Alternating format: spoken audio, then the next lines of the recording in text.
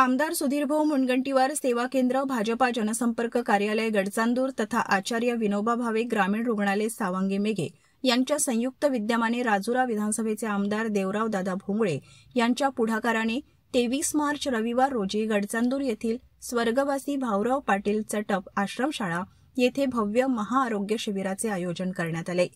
या शिबिरात मेडिसिन तज्ज्ञ, रक्तदाब, ब्लड शुगर तसेच दिवसाचा ताप, किडनीचे आजार, हृदयरोग, अशक्तपणा, वारंवार चक्कर येणे, नेत्ररोग तज्ज्ञ, डोळ्यांचे सर्व आजार, मोतीबिंदू शस्त्रक्रिया, तिरळेपणा, सर्जरी अशा विविध आजारांवर मोफत रोगनिदान व शस्त्रक्रिया करण्यात येणार आहे।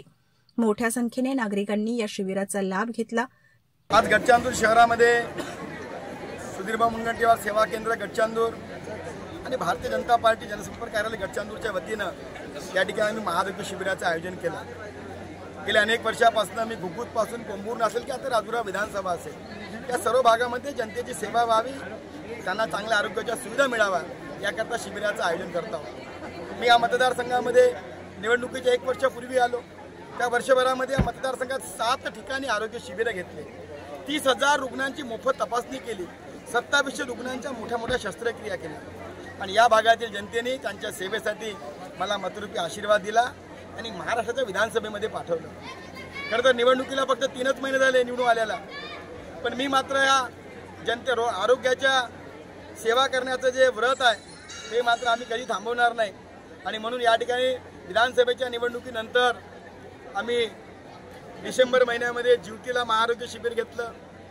मागच्या महिन्यामध्ये गोंडपिपरीला महाआरोग्य शिबिर घेतलं आणि आज या गडचांदूर औद्योगिक शहरामध्ये या महाआरोग्य शिबिराचं आयोजन केलं आणि या शिबिरामध्ये या शहरासोबतच सभोवतालच्या लोकांनी, हजारो लोकांनी या शिबिराचा लाभ घेतला आणि यामध्ये मोठ्या प्रमाणामध्ये रुग्ण हे शस्त्रक्रियेसाठी पात्र झाले आणि त्या सर्व रुग्णांची मोफत शस्त्रक्रिया मी या ठिकाणी करून देणार आहोत। या शिबिराच्या माध्यमातून या भागातील जनतेने मला सेवेची संधी दिली, त्याबद्दल मी माझ्या पक्षाच्या सर्व पदाधिकाऱ्यांच्या वतीनं या भागातील जनतेचे मी आभार व्यक्त करतो आणि निश्चितच या भागाच्या विकासासाठी